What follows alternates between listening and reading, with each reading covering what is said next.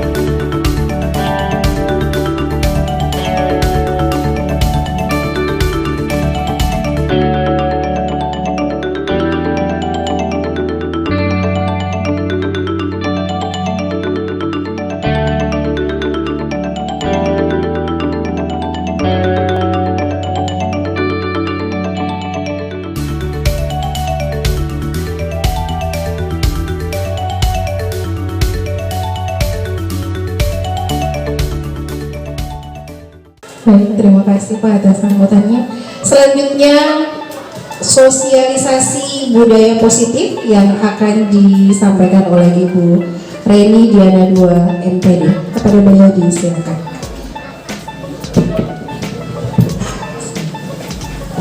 Assalamualaikum warahmatullahi wabarakatuh.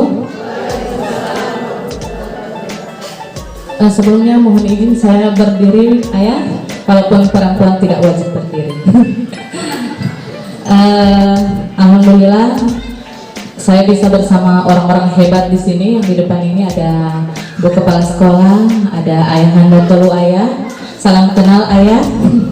Ada Korwil juga, ada Ketua Komite dan Bapak Babinsa yang saya hormati. Spesial Bapak Ibu orang tua murid yang memang terspesial-spesial kalau kata orang itu bahasa gaul sekarang. Sekedar info Bapak Korwil, implementasi budaya positif ini mungkin Bolango Timur adalah yang pertama, karena yang menerapkan budaya positif itu awalnya itu dari guru penggerak, sementara calon guru penggerak yang ada di wilayah beliau hanya guru SD itu hanya 2 orang, yaitu saya bersama dengan Ibu Mia Usman dari SDN 2 Bolango Timur. Jadi insya Allah sekolah kita akan menjadi percontohan buat sekolah-sekolah yang lain insya Allah. Nah, kenapa sekarang namanya budaya positif? Seperti kata Pak Korwil tadi, saya ingat, kita jangan buat yang sama. Nah, insya Allah kita akan membuat sesuatu yang beda, yang luar biasa, yang nantinya akan ditiru oleh sekolah-sekolah yang lain insya Allah ke depan nanti Pak Korwil. Untuk itu kami membutuhkan dukungan bukan saja hanya dari tokoh-tokoh masyarakat, tapi dari seluruh warga sekolah. Jadi warga sekolah itu semua dari keamanan, dari tokoh agama itu masih berkaitan dengan sekolah. Nah, tak kenal maka tak sayang ayah ya. Saya kenalan dulu. Sebelumnya nama saya Reni Diana 2. Saya orang Limboto, insya Allah saya bisa dianggap keluarga di sini. Nah, insya Allah, karena saya terangkat di Bone Bolango itu baru 7 tahun.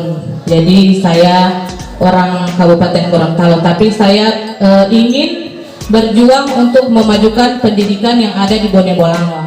Jadi insya Allah saya terus diterima di sini ya, jangan dulu suruh pulang saya di kabupaten. Saya masih suka di sini. Nah, ini sebelum saya mulai, saya minta waktu 10 menit ya, karena mungkin sebentar lagi akan sholat Jumat. Sebelumnya saya minta Bapak Ibu orang tua murid yang ada di sini untuk menenangkan hati dulu, karena tadi tegang-tegang saya lihat ada yang semua tidur. Nah, saya minta tenangkan hati, pikiran, kemudian fokus kita ingat ke anak-anak yang kita sayangi. Nah, kita sayangkan, kita semua sayang anak kita. Bentuk rasa sayang kita itu terkadang salah arah. Bukan berarti kita salah didik, tidak. Hanya saja kita sering menyamakan antara kita dididik sama orang tua kita dulu dengan sekarang. Padahal zaman saja sudah berbeda. Nah, biasanya kan kita samakan, oh dulu kita orang ini dia jaga pukul-pukul, tidak ada begini begitu. Nah, sekarang tidak lagi, karena zaman sekarang sudah berubah. Sekarang zaman 4.0, zaman IT. Bahkan untuk pegang HP saja kita orang tidak tahu. Anak-anak tahu mengaplikasikan semua yang ada di HP. Kita orang cuma tahu Mbak SMS dengan mobile telepon. Nah, maka itu untuk penerapan di sekolah itu beda lagi dengan zaman dulu. Tidak bisa disamakan dengan pelaksanaan atau pengimplementasian pendidikan zaman dulu. Dia masih berkaitan, hanya saja penerapannya yang berbeda. Nah, syukur itu kenapa kita harus sebesar-besarnya, karena banyak di luar sana yang masih ada orang yang ingin punya anak tapi belum seberuntung kita. Jadi alhamdulillah kita masih memiliki anak-anak yang sehat. Kemudian ini ada perubahan paradigma.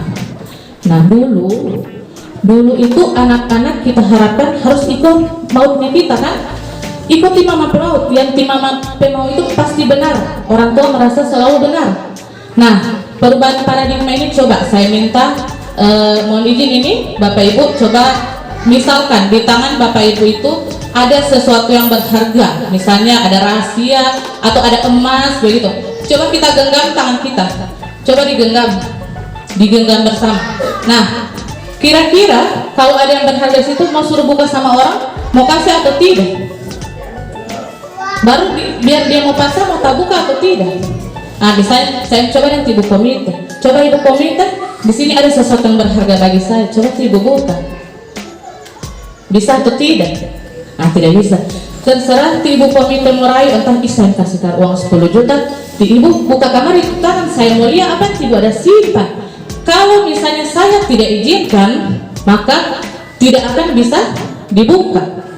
Begitupun anak-anak Bu, Pak, anak-anak itu bukan berarti ketika mereka mau itu kita mengontrol mereka, tapi mereka yang mengizinkan kita untuk bisa mendidik mereka. Begitu paradigma yang harus diubah. Jadi biasanya kita jangan cepat main HP. Di mana ini dulu kamar tidak ada HP. Ini sekarang setelah ada HP sudah dinakal. Nah, bukan seperti itu. Memang sekarang banyak yang orang tua yang mengeluh ke saya ya. Saya guru kelas 6. Banyak orang tua yang mengeluh masalah anak-anak timbul dari HP. Padahal justru kalau kita ubah paradigma, kita kontrol mereka, itu bisa menjadi sesuatu yang luar biasa bagi anak-anak. Karena sekarang banyak yang youtuber top yang jago editor itu banyak anak-anak. Jadi insya Allah bisa diubah. Nah, ada kata disiplin. Disiplin itu bukan berarti harus tidak boleh terlambat. Tidak seperti itu. Nah, disiplin itu tujuannya untuk menggali potensi dari anak-anak kita. Jadi potensi mereka itu masih tersimpan. Seperti tadi ada ibu Mas Fa bilang, anaknya yang tadinya pemalu, sekarang tidak tahu kenapa jadi berani tampil di depan umum. Ada juga di kelas saya seperti itu. Banyak di kelas saya yang tadinya pemalu, tidak mau mau ditunjuk jadi apapun, tidak pernah mau di sekolah, mau berbaris saja jadi pemimpin tidak mau. Tapi alhamdulillah setelah penerapan budaya positif, mereka mulai bangkit rasa percaya dirinya sehingga mau tampil, insya Allah akan diikuti oleh anak-anak yang lain, insya Allah. Nah sekarang ini ada respon, ada kontrol. Bagaimana kita merespon tapi tetap memberi kontrol kepada anak-anak. Nah kita mencoba mengubah orang agar berpandangan dengan yang sama dengan kita. Itu tidak bisa. Misalnya saya mau memaksakan Ibu Memi harus sama dengan saya, harus ikuti mau saya, itu tidak bisa. Hanya saya harus memahami orang lain. Ternyata saya harus lebih memahami orang lain untuk memahami pandangan orang lain itu terhadap dunia. Jadi kita insya Allah ketika anak bermain HP, kita pahami dulu sebenarnya apa yang mereka lakukan di HP itu. Bisa jadi kan mereka sedang edit video sekolah, atau kalau main game itu bisa dikontrol. Kalau mau main game sesudah tugas semua, jadi itu ditanya, jangan dibebaskan seperti itu. Kemudian perilaku buruk dinilai sebagai suatu kesalahan. Biasanya anak-anak itu kan sering membakalae. Baru biasanya kalau bakalae orang tua langsung ke sekolah. Kenapa si ini pukul si A pukul si B? Padahal kita tidak lihat perilaku mereka itu ada tujuan. Misalnya ketika di rumah mereka tidak mendapat perhatian yang cukup. Jadi ketika mereka di sekolah, mereka mencari perhatian dari Bapak Ibu guru yang ada di sekolah. Jadi insya Allah kita harus ada komunikasi yang baik sehingga apa yang terjadi sama anak kita bisa kita pantau bersama. Kemudian seperti tadi orang lain bisa mengontrol saya, tidak bisa. Seandainya kita kalau orang mau suruh, coba ini kamarin sana, tentu kita tidak serta-merta merasa ingin dia ini kuat suruh-suruh. Nah itu pemahamannya kita harus ubah. Jadi kita tidak boleh mengontrol orang lain tanpa memahami orang itu. Jadi hanya kita bisa mengontrol diri kita sendiri. Begitupun anak-anak, mereka kita berikan tanggung jawab agar mereka bisa mengontrol diri mereka sendiri. Jadi saya tidak bisa mengontrol orang lain. Anak-anak di sini tidak mungkin bisa saya kontrol. Di kelas saya itu ada 22 orang yang karakternya 22 juga. Itu tidak bisa saya kontrol semuanya dalam sekali waktu. Karena ada karakter yang ada yang cari perhatian, ada yang ingin belajar. Nah itu makanya saya harus berkolaborasi dengan orang tua, guru yang ada di sekolah dan seluruh masyarakat untuk menciptakan satu budaya yang positif. Nah kemudian ada juga yang berpikir menang kalah. Jangan pikir kalau kita orang mau ikut lomba mau kalah, tidak. Jadi kita harus pikir menang. Jadi harus menang. Kalau kita berpikir kalah, otak itu akan berpikir sudah jauh semua kalah. Tapi kalau kita berpikir menang pasti menang, insya Allah. Seperti itu. Kemudian ini yang harapan Menteri Pendidikan. Kalau ini bukan saya yang buat, ini dibuat dari langsung Kementerian Kemendikbud. Jadi ada nilai kebajikan yang harus dimiliki tiap sekolah. Kalau sekarang sekolah-sekolah itu diharapkan sekolah merdeka. Nah, merdeka di sini bukan berarti kita masih dalam masa penjajahan, tidak. Tapi kita harus mengharapkan anak-anak memiliki nilai-nilai ini: beriman, bertakwa, mandiri, bernalar kritis, berkebinekaan global, gotong royong, dan kreatif. Tentu kita juga mau kan anak-anak kita punya karakter-karakter yang seperti ini. Jadi insya Allah bisa terwujud. Karena pengalaman ya, saya kebetulan guru kelas 6, banyak yang di SMP sekarang dari sekolah kita itu sukses di SMP karena ada komunikasi yang baik antara orang tua dengan guru di sekolah. Mereka sekarang yang tadinya dianggap nakal di sekolah, mereka di SMP sekarang mulai ikut lomba-lomba, aktif OSIS, semuanya. Coba bisa ditanyakan, ada anak-anak dari sekolah kita yang sukses di SMP Papa dan di SMP Bulangon Timur.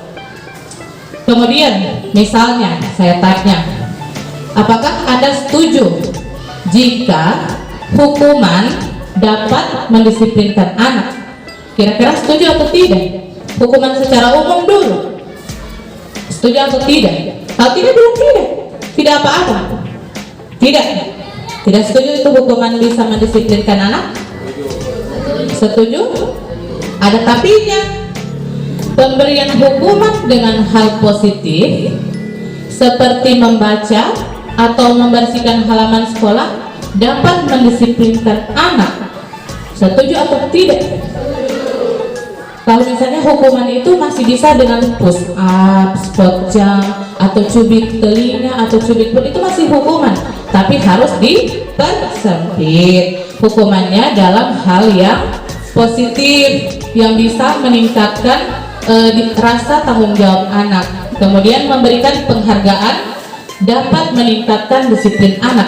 Ya bisa, tapi ada tapinya lagi. Kenapa tapinya? Ini tapinya. Kalau motivasi perilaku manusia, biasanya kalau bicara tentang motivasi begini, di Pak Babinsa lebih tahu. Tapi ya saya mencoba ya. Untuk menghindari ketidaknyamanan hukuman, biasanya anak-anak kalau terlambat karena takut dihukum, kan? Mama antar kari saja, ibu semua hukum. Nah itu motivasinya dari luar, hanya karena anak itu takut dihukum oleh guru. Jadi tetap anak itu tetap akan bangun lat.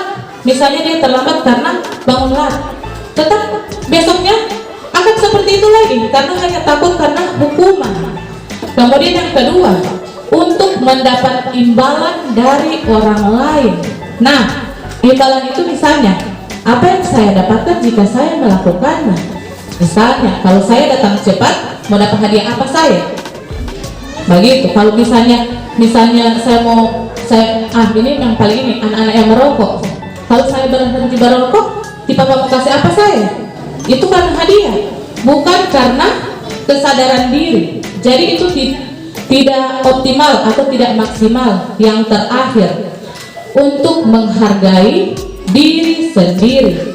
Jadi anak-anak akan menjadi orang yang seperti apa jika saya melakukannya. Jadi misalnya anak-anak itu kalau misalnya, kalau saya bangun terlambat, pasti saya akan dihukum oleh guru, saya nantinya jadi anak yang tidak bertanggung jawab. Jadi insya Allah dengan keyakinan seperti itu, menghargai dirinya sendiri, menghargai diri anak-anak itu sendiri, bisa meningkatkan motivasi disiplin anak. Jadi memang berasal dari hati anak-anak itu sendiri, bukan karena takut ibu mau hukum, tapi mereka yakin bahwa hal itu baik untuk mereka.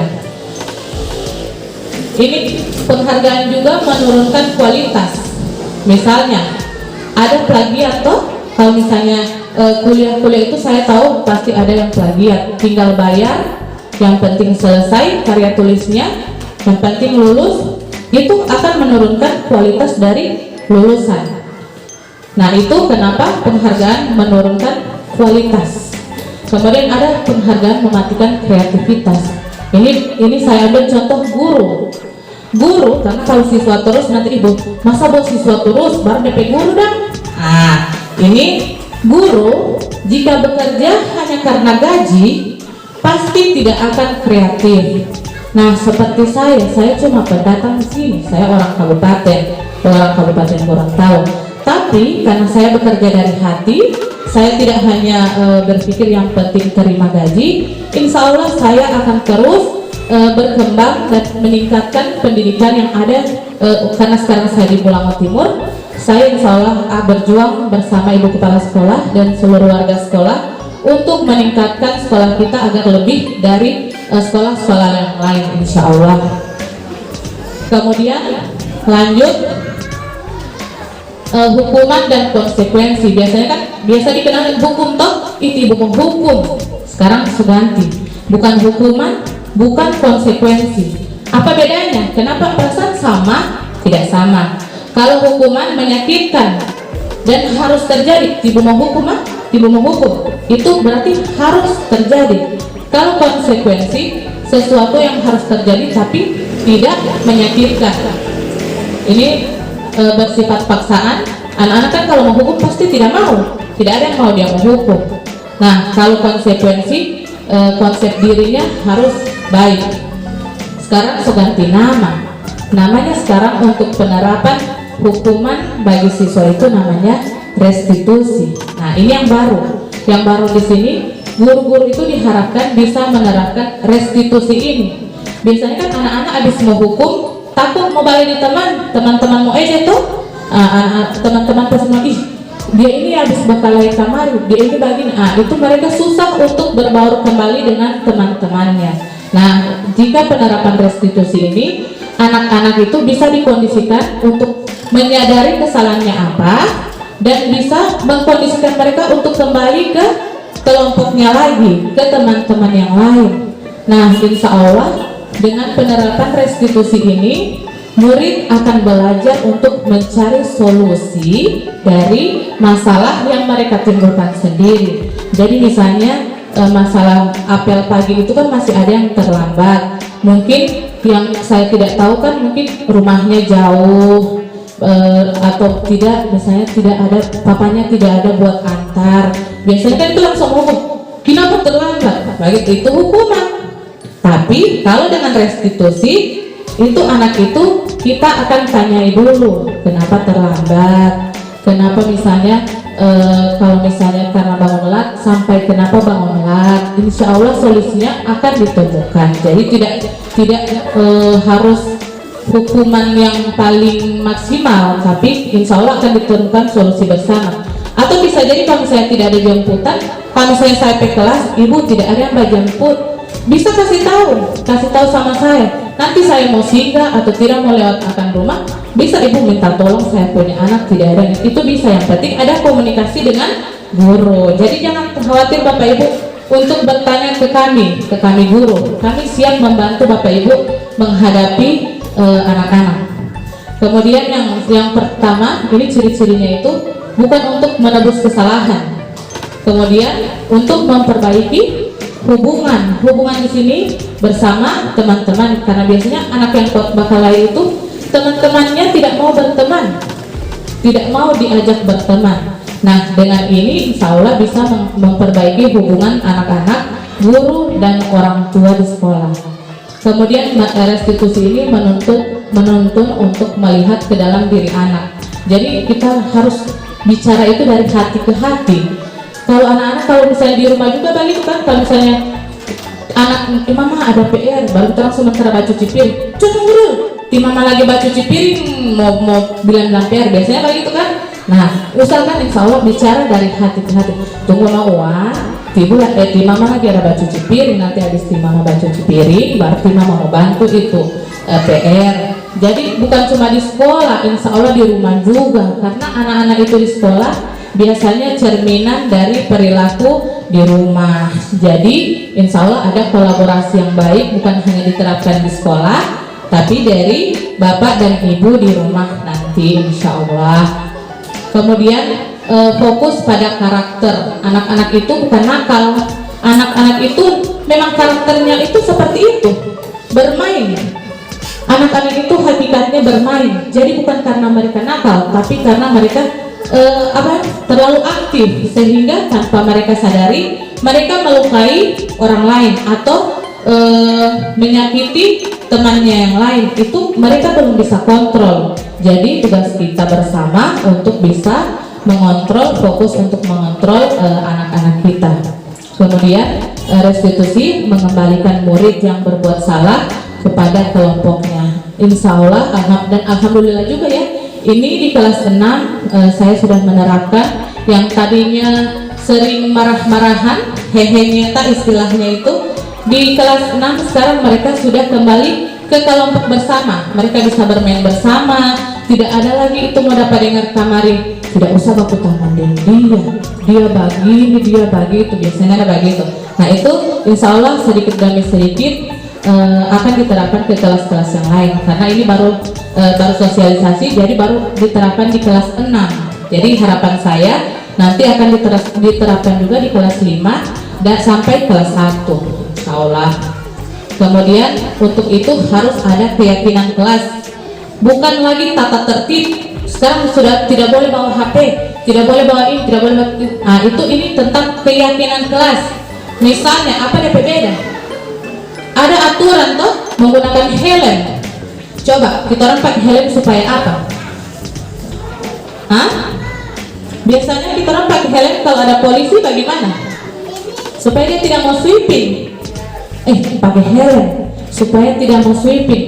Nah, itu karena kita hanya menaati aturan.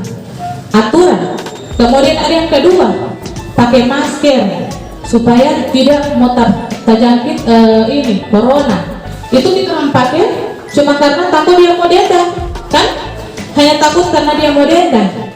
Tapi kalau kita yakin, saya pakai helm karena saya menyayangi diri sendiri. Saya yakin pakai helm supaya nanti saya aman. Kalau saya pakai helm, ketika saya jatuh, kepala saya aman, tidak mau geger otak atau misalnya tidak mau hilang ingatan. Itu demi keyakinan saya sendiri. Betapapun saya pakai masker karena saya tidak ingin saya menjadi orang yang sakit, bukan karena dia mau denda.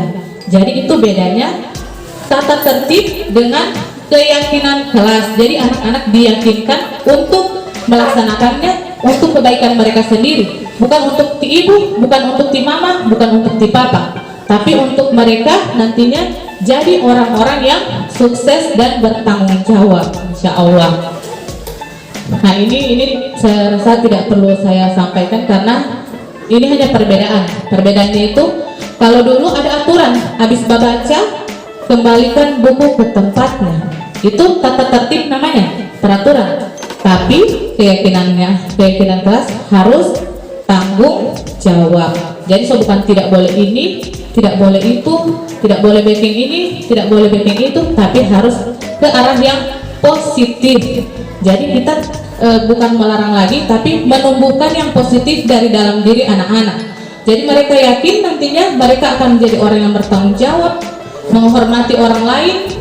Kemudian kesehatan sendiri seperti kuku itu banyak yang tidak memperhatikan karena mereka tidak menyadari bahayanya kuku yang panjang itu apa.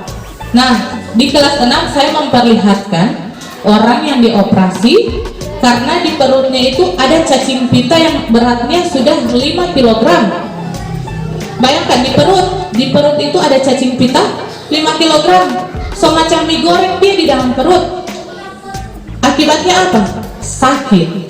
Jadi saya bilang, ini kuku, ibu tidak memarah panjang kuku, tapi kamu lihat, kalau panjang kuku berarti di kuku itu menyimpan kotoran. Kotoran itu dari mana? Ada tai cacing, habis bakore-kore kamari tanah, bermain tanah, tidak cuci tangan, di kuku itu akan menyimpan kotoran, telur cacing. Itu dimakan akan berkembang di dalam perut. Jadi itu mereka yakin, mau potong kuku supaya tidak sakit macam itu. Mie goreng yang tidak keselia, mie goreng tapi bukan mie goreng, cacing pita. Nah ini kelas 6 sudah menerapkan. Ini tidak sempat difoto di belakang, hanya sepintas karena kecil-kecil. Ini sudah menerapkan keyakinan kelas. Kita sudah membuat keyakinan kelas 6. Jadi insya Allah akan di ATM atau diamati, akan ditiru dan akan dilaksanakan oleh kelas 1 sampai kelas 5. Dan insya Allah juga akan ditiru oleh sekolah-sekolah yang lain. Karena sekarang memang ini bukan programnya saya, ini programnya dari Mas Menteri, dari Nadiem Makarim. Jadi ini program Kemendikbud Ristek sekarang namanya. Mungkin hanya itu yang saya sampaikan. Mohon maaf apabila ada kata-kata yang salah. Wabillahi taufiq wal hidayah. Wassalamualaikum warahmatullahi wabarakatuh.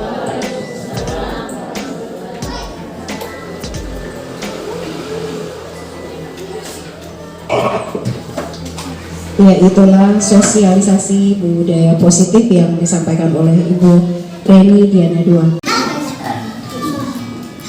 Assalamualaikum warahmatullahi wabarakatuh. Waalaikumsalam warahmatullahi wabarakatuh.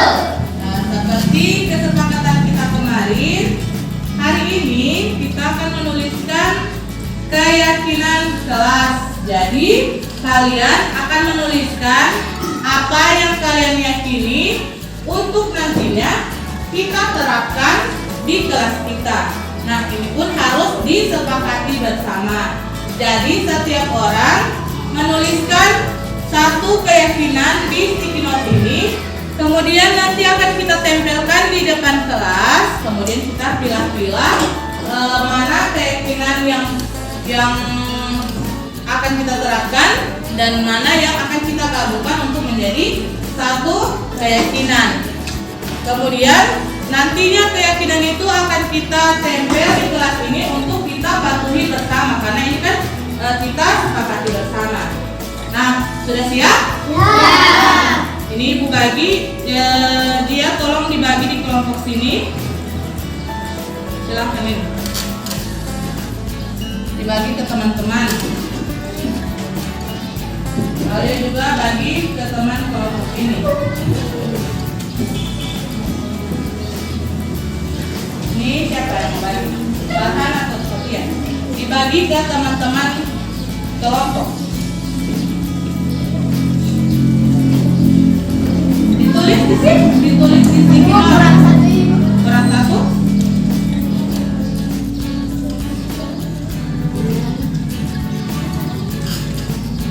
Ayo silakan ditulis apa yang kalian yakini. Ada yang kurang?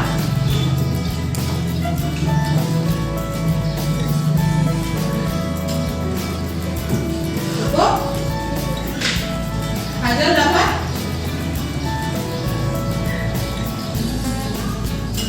Ya, silakan tulis apa yang kalian yakini di kertas sticky note itu.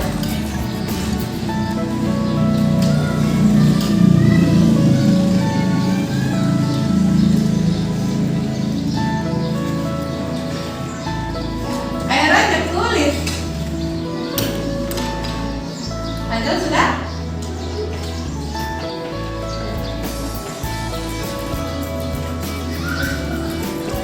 Sudah? Yang sudah selesai silakan menempelkan sticky note-nya ke depan.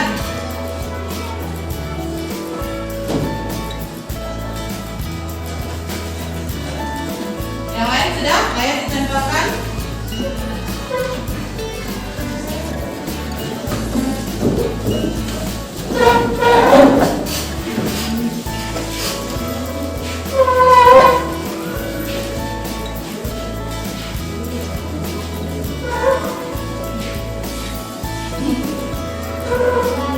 Di bawah boleh, di bawah.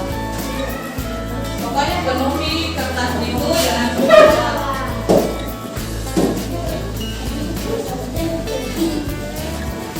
Ini Farel dengan semuanya di bawah dia punya.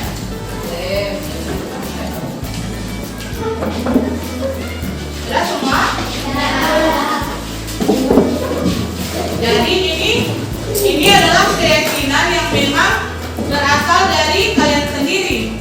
Jadi berarti ini harus dipatuhi juga oleh siapa? Siapa yang harus mematuhi keyakinan kelas ini? Kita sendiri. Jadi semua ya, semuanya.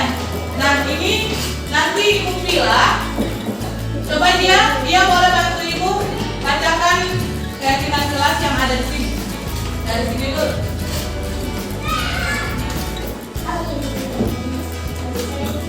Iya. Tidak boleh membawa HP ke sekolah. Kira-kira ada yang keberatan dengan itu? Kenapa harus kita yakini tidak boleh membawa HP ke sekolah? Boleh membawa HP, tapi tidak boleh mengganggu apa? Tidak boleh mengganggu orang lain. Jadi kalau membawa HP ke sekolah tidak boleh digunakan untuk bermain game, apalagi dalam keadaan sedang belajar, karena itu bisa apa? Mengganggu teman kamu yang ada di sebelah. Nantinya teman kamu merasa terganggu dengan suara-suara kamu bermain game dan lain sebagainya. Oke, jaga keyakinan kelas. Apalagi? Menghargai orang lain. Menjaga kerapian.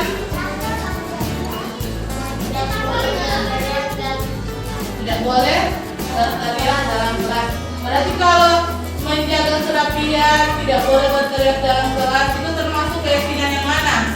Sama dengan menghargai teman atau menghargai orang lain. Jadi uraiannya itu ketika kita menghargai orang lain, maka orang juga akan menghargai kita. Contohnya Ipal. Ipal ketika Ipal menghargai Akram, apakah Akram akan menghargai Ipal atau tidak? Nah, akan menghargai kan, begitu juga sebaliknya. Jadi ketika kita menghargai orang lain juga akan menghargai diri kita sendiri. Makanya kita juga harus menghargai diri kita. Bukan hanya menghargai orang lain, kita harus menghargai diri kita sendiri. Selanjutnya, ya, tidak boleh menjaga kebersihan kelas kita. Oke, ya terima kasih, tepuk tangan dulu untuk kita semua. Nah, yang tadinya masih menulis dilarang, itu akan menjadi sebuah keyakinan. Keyakinannya apa? Keyakinannya itu kita harus menghargai orang lain, karena ketika kita mengganggu orang lain atau mengusik orang lain, itu sama seperti kita tidak menghargai diri kita sendiri. Jadi ini nantinya akan kita tuliskan dengan rapi dan akan kita tempelkan di kelas kita. Nanti kita akan tempelkan sebagai cara. Kenapa? Karena untuk sebagai pengingat bahwa kita mempunyai keyakinan, nantinya hal-hal positif akan muncul dari apa yang kita yakini. Insya Allah ke depan nanti kita bisa lebih tertib lagi di kelas ya, lebih tertib, kemudian bisa menjalankan, bisa menghasilkan budaya-budaya yang positif. Mungkin seperti itu dulu keyakinan kelas, kita akan lanjut lagi belajar sebentar. Nah, sampai di sini dulu untuk penulisan atau pengumpulan keyakinan kelas. Wabillahi taufiq wal hidayah. Wassalamualaikum warahmatullahi wabarakatuh. Waalaikumsalam warahmatullahi wabarakatuh.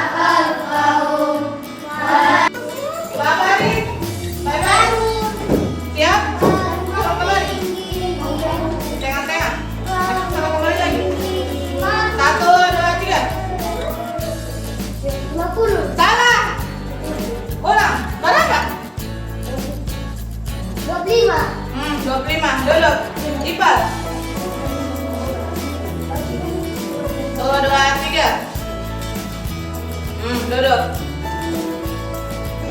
Ayo, Ali. 1, 2, 3. Ali. 1, 2, 3. Salah.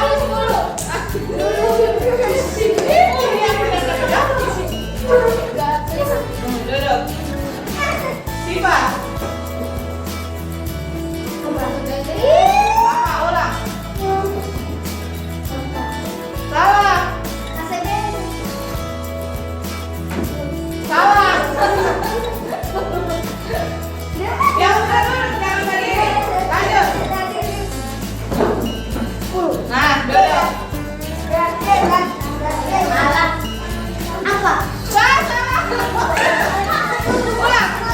Ulang. 1.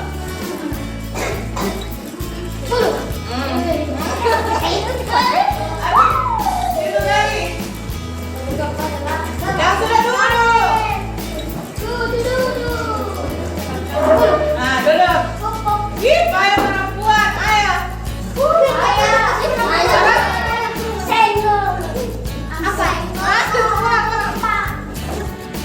Kalian jam duluan. Pasti ya?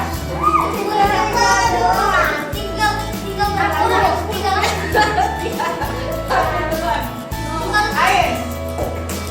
Orang kamar tadi gimana? Nah. Loh, kalau 3. 3 lagi. Ayo. 2, 2, 3. Ulang. pertama. Nah, duduk.